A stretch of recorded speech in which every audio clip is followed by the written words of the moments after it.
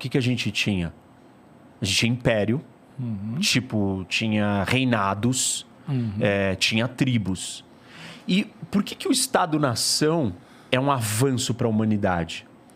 Porque pela primeira vez na nossa história da humanidade, nós conseguimos reunir um número de pessoas debaixo da mesma guarda-chuva, da mesma família.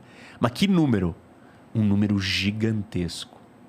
São 215 milhões de brasileiros juntos que somos da mesma família. Isso trouxe escala de desenvolvimento, de riqueza, de parceria, de confiança jamais vista. Capaz da humanidade criar coisas que ela nunca conseguiu criar antes, com o nível de divisão, de dominação que tinha antes. Qual é o problema? O problema é quando você passa a olhar para essa sua identidade familiar de país, de nação, e você começa a ficar com raiva do outro. E não foca no amor do que é parecido com o seu, e foca no ódio do que é diferente do seu. Que aí é um fascismo, por exemplo. E o outro problema é quando você olha e fala assim, eu não faço parte dessa família, eu quero me separar dela. Tem muita gente que quer se separar no mundo. E aí você fala assim, mas eles não deveriam poder se separar? Bom, se a gente desestruturar esta forma de organização que a gente chegou até hoje, vai ser um retrocesso. Por quê? Porque primeiro que um divórcio, ele na maioria das vezes não é amigável. Essa separação não vai ser suave. Ela vai ser com briga e com guerra. Se ela não for com briga e com guerra, você está diminuindo essa potência de união e confiança familiar. Sim. Então, pensa o seguinte, o Brasil, em vez de ter todo esse conjunto diverso, plural, dessa riqueza toda combinada, ele vai ter menos disso. É que o Brasil é um país que tem uma distribuição que é diferente, por exemplo, no caso da Ucrânia, em que você tem regiões, as regiões mais separatistas, que efetivamente têm, do ponto de vista identificatório, de língua e tudo mais... Com a Rússia. Uma associação muito maior com a Rússia. E esse é o argumento difícil, na minha visão, de que a gente tem que trabalhar e responder muito claramente, com muita precisão, porque é como se fosse o nosso calcanhar de Aquiles. Nossa, assim, eu claramente acho essa invasão uma barbárie. Então, é um argumento que a gente tem que responder. A pergunta que eu vou dizer para você é o seguinte, responder isso daí. Todo mundo que disser que quer se separar, nós vamos deixar? Não, mas o problema é que você tem países que têm distribuições étnicas e culturais que não são homogêneas. Então, a questão aqui não é sobre qualquer país, é sobre como a gente olha para um conflito que envolve regiões que são em si separatistas, que tem pessoas que estão, antes de mais nada, lutando para isso e que efetivamente, no final das contas, se tornam joguetes, no caso do Kremlin, para argumentar que a invasão é legítima. Como é que a gente responde a isso? Não tem um argumento moral de defesa disso, mas tem um argumento de funcionamento lógico. Qual que é o funcionamento lógico? A gente estabeleceu uma ordem. E tem que ter uma regra para a gente conviver. A gente não pode quebrar essa regra. A gente não pode, por exemplo, acabar com o Estado-nação. Por quê? É caos. A gente vai voltar para o império. Se não é Estado-nação, é o quê? É império. É reinado. E aí, como é que é? Então a Rússia fala assim, não, tem uma galera aqui... E tem, né? Na Moldávia, num território aqui no canto da Moldávia, na fronteira com a Ucrânia, Transnistria, que quer fazer parte da Rússia. Não, mas tem uma galera em São Paulo que quer fazer parte da Rússia. Tem um bairro de São Paulo que quer ser território russo. E aí... Vai ter um país como é que a gente vai gerar... Estados Unidos, não, como é que a gente vai gerenciar isso, entendeu? Por exemplo, tem um estudo que fala que na África, se a gente desse autonomia e independência para todos os povos que querem ter o seu próprio Estado, chuta quantos países nós teríamos só na África? Montanhas. Mais de 3.500 países. Só na África, só para vocês terem uma ideia. Tem 193 reconhecidos. Um ponto muito bom. A grande questão, do meu ponto de vista, desse argumento de que, olha, existe uma legitimidade separatista e que, em última análise, é uma legitimidade do apoio, por assim dizer, e da guerra, né, como, pelo menos do ponto de vista daquilo que o Putin está publicizando dentro da Rússia, é que, no final das contas, a identidade da Ucrânia como país é absolutamente fundamental para que a Ucrânia como um todo consiga realizar suas políticas internas, consiga ter suas relações internacionais estáveis e tudo mais. Então a gente não pode assumir que porque existe uma parte da Ucrânia que quer se tornar independente, que é legítimo um país externo entrar e se meter nesse conflito. Esse é um problema. Esse é um primeiro ponto. E aí, até que ponto o ucraniano não foi instigado, alimentado, armado e foi usado como uma marionete do projeto do Putin e da Rússia para fazer isso. Que serve os interesses de segurança, os interesses expansionistas de recriação do Império Soviético dele, entendeu? Que assim, quando eu falei aqui dos estados do realismo, eu falei de movimentos de Estado. Mas a gente não pode descartar a posição do líder. Quem? O Putin, que é um projeto pessoal de ser um grande tsar, um grande imperador.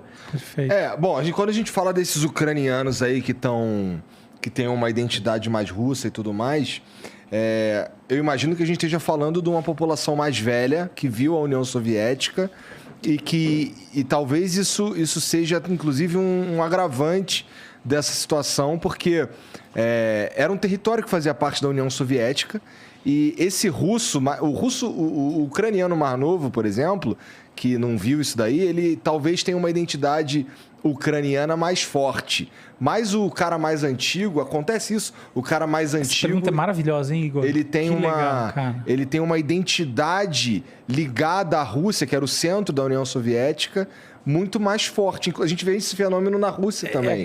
Então, mas me lembrou o Adeus Lenin, um filme maravilhoso, recomendo para quem está em casa. Vamos voltar na história um pouco, porque parte desse argumento que você está trazendo é o argumento do Putin, e eu entendi o porquê você está fazendo isso, obviamente. Hard questions. E é interessante. O argumento dele a Ucrânia não existe como país. Exato. A Ucrânia é uma parte da Rússia. E nunca existiu. Ele não reconhece a identidade ucraniana como povo. E aí a gente tem que fazer uma distinção importante aqui, um parênteses. É uma diferença entre nação e Estado. O que é nação? É o povo. Existem vários povos do mundo que não têm o seu país. Por que um povo quer ter o seu país? Porque ele quer ser o dono do seu destino, do seu nariz. Ele quer ser soberano. Ele quer dizer, a minha religião é essa, o meu jeito de viver é esse. Eu quero fazer assim, do meu jeito. Eu quero ser livre. Dá pra gente pensar em Israel, por exemplo, né? Discussões de Israel é uma dessas. Por exemplo, os curdos. Os curdos é um povo que não tem país, que eles não têm estado deles. Mas é uma nação diferente da nação síria, da nação turca, da nação iraquiana, do povo iraquiano. Ele é o povo curdo. Ele tem estado? Não. O que o Putin está dizendo? Não existe nação ucraniana e não deve existir Estado, ainda mais ucraniano. Isso que você falou é muito bom. Vamos lá. Então, aí, o que está acontecendo? Ele nega a existência disso daqui. Por que ele faz isso? Isso é uma jogada de narrativa, de construção da lógica dele. Vamos ser bem preciso. Os ucranianos e os russos são muito próximos? São povos irmãos. Da onde nasce a ideia do povo russo? Você tinha aqui nessa região um monte de tribos eslavas, caóticas, se matando, guerreando, pequenos principados e tal. Aí vem um cara, né, um reinado, um príncipe daqui, da Escandinávia, da Finlândia, um viking, e ele para aqui, um pouco nessa região aqui por aqui, e aí todas essas tribos eslavas, elas falam assim, ele vai ser o nosso líder, porque ele vai trazer paz para nós, ele vai nos governar. Esse cara, ou esse povo que chega, é chamado de Rus. Os Rus, que é os antecessores da ideia do russo, eram os russos de Kiev. Então, o primeiro russo, originalmente, como identidade de nação, ele é ucraniano. Você que está em casa, hein? Essa história é fantástica. Ele é ucraniano, ele não é russo. E aí o que começa a acontecer? Eles começam a expandir, a conquistar vários outros principados, tal, traz ordem, prosperidade, começam a descer aqui, começam a ter comércio com essa região do Mar Negro, chegam até aqui, Istambul, na Turquia, aqui está o Império Bizantino. Dali eles pegam o cristianismo ortodoxo, levam. os padres, monges que levam um idioma novo para ensinar a Bíblia para eles, e começa a tomar forma um novo povo aqui, com uma religião própria, com uma língua própria, que é uma mistura entre eslavos e vikings, entre escandinavos e eslavos. E esse povo é o povo russo. Aí chegam os mongóis, invadem isso daqui, destroem tudo, dominam tudo. E esses russos que estão espalhados por esses lugares, Bielorrússia, Ucrânia e um pouco da Rússia, estão subjugados. Começa a surgir um outro príncipe, um príncipe de Moscou, de Moscov, que é um russo daquele mesmo lugar, né, dessa região. E ele vira e fala assim, eu vou desafiar esses mongóis. E ele desafia e ganha. E aí nasce o povo russo, o Principado de Moscov. Aí é o nascimento da Rússia. E aí o Putin está dizendo o seguinte... Que já é subsequente ao russo da Ucrânia. Depois, é posterior. Exato. Só que aí a Ucrânia desenvolve... tem uma história de 1000 anos de identidade própria, de 1000 anos construindo a sua história. Foi dominada pelo Império Polonês, foi dominado pelo Império da Lituânia, é dominado posteriormente pelo Império Russo, depois pelos soviéticos, é invadido pela Alemanha. Então, assim, esse povo sempre existiu, ponto. Quando que o Estado existiu? Um período muito breve, em 1917, ele existe por um período breve até o Império Russo ir lá e conquistar. E depois é a União Soviética conquistando. E aí você fala assim, da onde vieram esses russos? Parte desses russos que falam que querem ser daqui, eles não eram daqui. Eles eram da onde? Eles eram da Rússia, que vieram para cá.